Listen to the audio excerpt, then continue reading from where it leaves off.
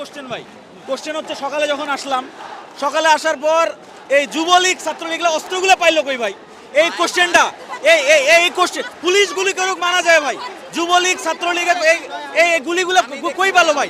এখানে আমরা পড়েছিলাম, পরে যখন সেনাবাহিনী আসলো আমরা এখানে সামনে চলে আসছি। এই যে 11টার থেকে 2টা পর্যন্ত এই যুবলীগ ছাত্রলীগের এই অস্ত্রগুলো পাইলো। আমরা তো ভাই সাধারণ মানুষ, আমাদের তো আমরা কোনো দল মত এগুলো পরের হিসাব। এই যুবলীগ ছাত্রলীগরা তো অস্ত্র পাইলো কই? আমার খালি কোশ্চেন একটাই, খোলা বাজারে এই অস্ত্র কই? তারা ভাড়া করে লোক নিয়ে আসছে, 2 বাস লোক আসছে আর 5টা পিকআপের বস্তি থেকে লোকজন ভাড়া করে নিয়ে আসছে, টোকাই ভাড়া করে নিয়ে আসছে, অস্ত্রগুলো সেখান থেকেই। সরকার যদি না দেয় তাহলে এরা পেলো কই? বুঝি নাই।